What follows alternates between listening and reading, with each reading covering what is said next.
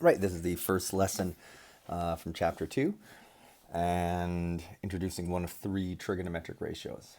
There's sine, cosine, and tangent. We'll start with tangent just because that's the first one used in the textbook, so to be consistent, we'll start with that, which relates to three buttons you should see on your calculator. Sine, which is SIN, cosine, which is COS, and tangent, which is TAN. If you don't see those three buttons prominently on your calculator, you don't have a scientific calculator, and you will need one for this. This is really the only part of this particular course where you absolutely need a scientific calculator. You cannot do what we need to do here without one. All right. With that said, the tangent ratio, a ratio just goes back to elementary school. It's a way of comparing two different things. For example, if I drew, 4 red dots and 2 blue dots, the ratio of red to blue is 4 to 2, which can be reduced to 2 to 1, right? That's what a ratio is. And any ratio can be written as a fraction. 4 to 2 can be written as 4 over 2, which reduces to 2 over 1. And so ratios and fractions are all related. All right, so the tangent ratio is a very specific ratio in which it is shown below. So the tangent ratio first always refers to from some angle. So that theta you see there refers to some angle. We say the tangent of theta, the tangent of the angle. And the ratio is a division, it's a ratio between two sides. The side opposite to the angle divided by the side adjacent to the angle. And in that particular order. So the tangent of any angle is what you get when you divide the side opposite from that angle divided by the side adjacent to that angle. And those terms, opposite and adjacent, we looked at the very end of yesterday's lesson, or last day's lesson, I should say. And any right triangle has three sides, one of which is a hypotenuse, and the other two we can label as either adjacent and opposite, depending on where we're looking, depending on the angle. With that said, your calculator, as I was mentioning, has the tangent function on it. And plus it also has the inverse tangent function on it. And we'll talk about these things here. So this button you see right there on your calculator, that's the tangent function. That's what we'll be using a lot today. And once you understand how to use a tangent function, then sine and cosine are the exact same idea. They're just a different combination of sides. But once you understand tangent well and sine and cosine, you can pick up really quite quickly. There's also above it on your calculator, it looks like tan with a little negative power of -1. That's what we call the inverse tangent function. And again, we'll use these all in a moment. Okay, so as it says here though, the inverse tangent function is how tells you a possible angle for any ratio of your choice. At this point though, I need to just start looking at some examples. So let's look right here.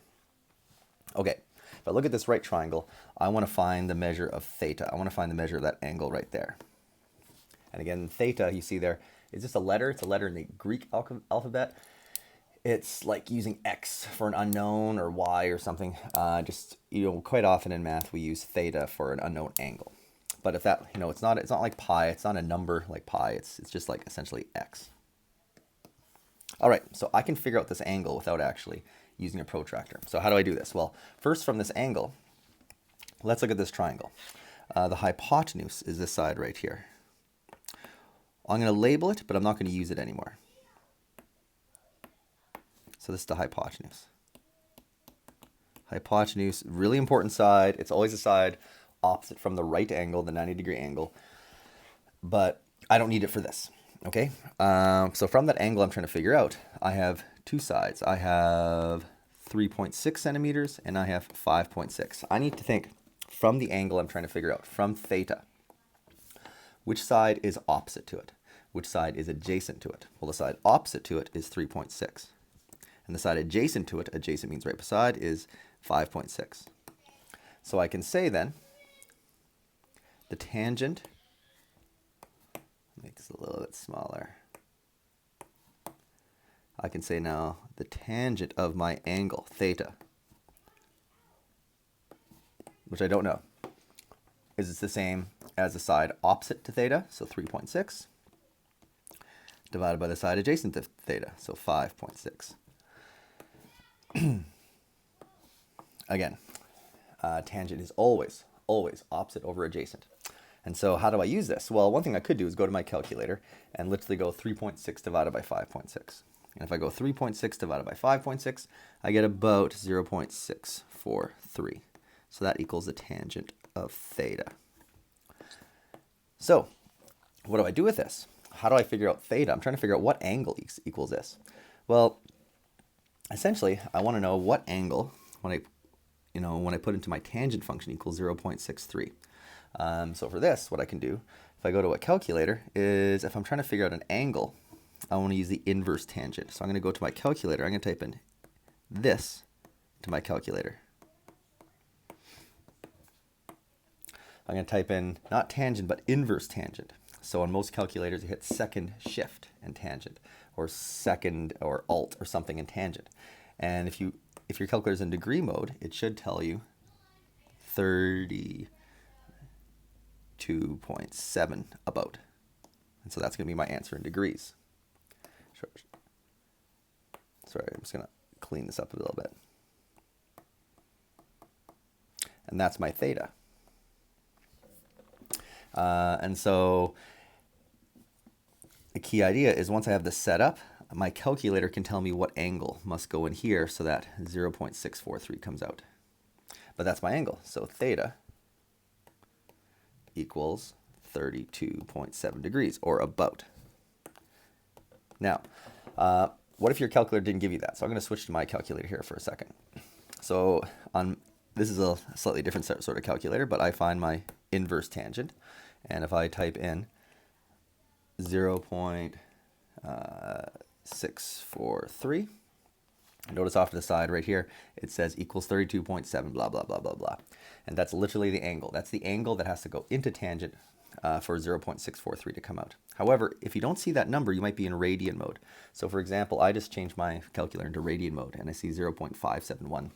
Radians are another way of measuring angles. You don't actually use them ever until grade 12, and so a lot of students don't even ever have to learn about radians. And so you always want to make sure your calculator is in the right mode, and you want to make sure it's in degree mode. And so like I said, if you have a calculator in front of you, if you've typed in the inverse of tangent 0.643, you're in degree mode if you see 32.7. If you didn't hit the inverse of tangent, let me clear this. If you just typed in tangent of 0.643,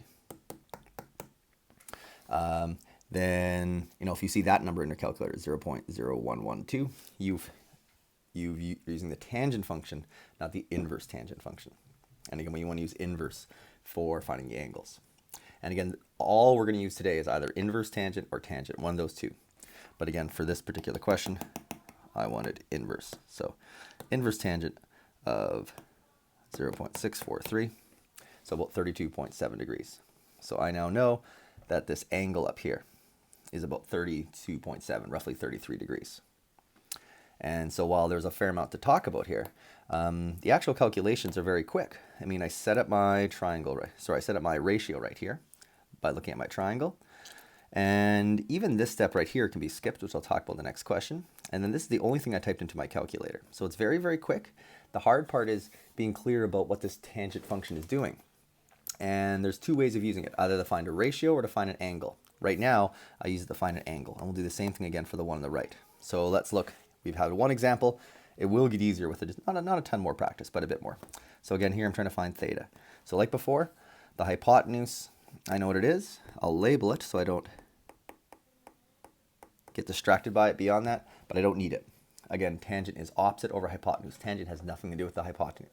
Tangent is opposite over adjacent. Tangent has nothing to do with the hypotenuse. So from here, from my angle theta, which side is opposite to it? The side opposite to theta is 6.7. The side adjacent to theta is 4.3. And so to set up my ratio, I'm going to say the tangent of my unknown angle equals opposite 6.7 divided by adjacent 4.3. That's my first key step. All right, so now I want to figure out theta. Now, last time I took this part here and I decimalized it. And if I do that, I'll do it on my calculator right here for a moment, but I'm not actually going to write it down this time. So 6.7 divided by 4.3 is about 1.558. And nothing wrong with writing that down. However, if I look next, all I really need to do now to figure out that missing angle is I need to take all of this, which I can just leave as a fraction, and put it inside my inverse tangent function. So I want to type in the inverse tan again of, I can just literally type into any scientific calculator 6.7 over 4.3. Again, I could decimalize that if I want, like I did before, but again, then I'm just adding an extra step that really I don't have to do. So there's nothing wrong with what I did right here when I took this and I turned it into a decimal. But in the end, well, let's kind of skip the middleman there, and let's just take all of this and put it right inside the inverse tangent. And this will tell me my angle. This will tell me what my missing angle is. So if I go to my calculator, inverse tan of 6.7 divided by 4.3, all typed in, I should get about 57.3 degrees. And that's my theta. So therefore theta, that angle there, is about 57.3 degrees. And so every single time you want to find the angle of anything we're looking in today's lesson, then you're always going to use the inverse tangent. Every single time you want to find the angle. So when do we use just the regular tangent function? Again, so far I've been using inverse tan, second shift or whatever on your calculator. And you want to be familiar with your calculator. Well, we use the regular tangent function, not the inverse, when we want to find a side. And that's what these two examples are like. So this time I know an angle. I know one of the sides. I'm trying to find another side. Okay, so again, looking here, my hypotenuse, which again I'll keep labeling because it is an important side. I just don't need it. I won't need it at all today. It helps so I can spell. Let's try that again. Okay, but besides that, I don't need it. So how can I figure out x using the tangent function or the tangent ratio?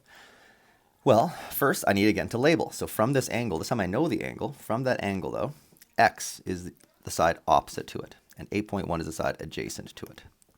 Again, adjacent literally means beside. All right, so now I can set up my tangent ratio. So last time I said the tangent of theta because I didn't know the angle. This time I know the angle. This is why I say the tangent of 34 degrees. Last time I didn't know the angle. Equals opposite over adjacent. In this case, x. I don't know the opposite side. I know the adjacent side is 8.1. And so now I want to solve for x. How do I solve for x? Well, I can cross multiply. So I'm going to take this, for example, this tangent of 34, which I'll type into my calculator in a moment, although I'm going to get some messy decimal that I really don't like. But whatever that is, I can just make it look like a fraction by putting over 1. But let's go to my calculator for a moment. Let's clear all this, and let's type in just the tangent of 34. And I'm in degree mode, so I see this 0.6450, blah, blah, blah, blah, blah. That number in itself is not so useful to me. And so I'm going to use it as part of the rest of the equation. So I could write down that big number, and maybe I will for this first example only. So 0.6745. So the tangent of 34 is about 0.6745. All that equals x over 8.1. So again, all of this approximately the same as that. I did round. So now, again, let's solve for x. And so again, I can just make this look like a fraction. This should sound very familiar. It's how we ended last day's lesson. And the cross multiply. I take the two numbers I know that are diagonally across from each other, multiply them together, and then divide by what's left. In this case, divide by 1. I can skip it. So in the end, all I really have to do is I know x is going to be the same as 8.1 times 6745. Or even better, honestly, that tan of that 0.6745, don't forget, I actually went to my calculator to get that. So I can actually skip that step and just say x is going to equal 8.1 times the tangent of 34 degrees. Same thing. So it's not wrong what I did before, but in the end, I'd rather not just write down and work with these messy decimals for no reason. And so all I really have to do in my calculator to figure out x is go 8.1 times the tan of 34. And you get about 5.5. So in this case, 5.5 centimeters is that missing length. And so like before, there's a fair amount of discussion. I had to kind of mention a fair amount of things to get set up. But in the end, in terms of work, all I really have to do is this step and then this on my calculator, right? That's the key aspect of it. Going forwards, I recommend against taking something like tan 34 and decimalizing it, unless you really like to write down lots of decimals. But really, all I needed was that step and this step right here to get your answer. So let's try the same sort of thing for this one on the right. Okay, so again, I want to figure out x from this angle. Like I keep saying, here's a hypotenuse. I don't need it though. So from the angle, 48 degrees, 4.5 is opposite to it. X is adjacent.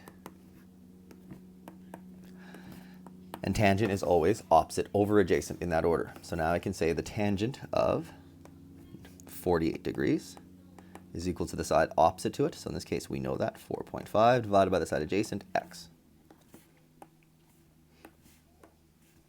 All right, so how do we solve this? I could go to my calculator and type in the tangent of 48, and I'll get some decimal that I don't want to deal with. So I'm just going to leave this as is, but I'm going to make it look like a fraction, and I'm going to cross multiply. So to figure out x, I know all I have to do is multiply the two values I know diagonally across from each other. So in this case, it's 4.5 times 1, or just 4.5, and divide that by whatever's left, which is the tangent of 48. So this is what I'm going to type into my calculator. I'm going to type in 4.5 divided by the tangent of 48 degrees. And that's the only thing I have to, I can type that directly into my calculator. And I am dividing, so I've got to make sure I'm dividing in the right order. Right, it's 4.5 divided by tan 48. And if I do that, I get about 4.05 centimeters in this case. And there's my missing side. And again, notice, although I'm sure everything I was talking about at the beginning of the lesson sounded really strange, if you never learned about this before, which I don't expect you to have, the idea of putting, using tangent, inverse tangent sounds very abstract, but really I'm hoping it's sounding a bit more familiar as I'm just working through these. I mean, these are all quite quick. And it really builds upon what we looked at last day with similar triangles and with cross multiplying and whatnot. All right, so this is the two basic types of questions involving the tangent ratio. Either when we know the angle and we can use it to find a side like it did in these two, or if we know two sides, we can use it to find an angle like it did in these two. And as it says up here, we use the inverse tangent function when you want to find an angle, and we'll use the tangent function when you want to find a side. And that's what we've seen here. And so the last problem is this. So to find the height of a flagpole, you use a meter stick to measure the horizontal distance from the base of the pole to where you're standing. This distance is 5 meters. So look at my little diagram here. You can see that right there. 5 meters from there to there. You then use a clinometer, which is a way of measuring an angle, to measure the angle of elevation as you look to the very top of the flagpole. This is 25 degrees. So that 25 degrees is what you see right here. It's literally a measure of how much you're looking up. Okay, using the tangent ratio, you calculate the flagpole is 2.33 meters. Is this correct? If so, show your work. If not, what is the mistake? At this point, I highly recommend you pause this to try to see if this is correct or not. And I'll work through in just a moment.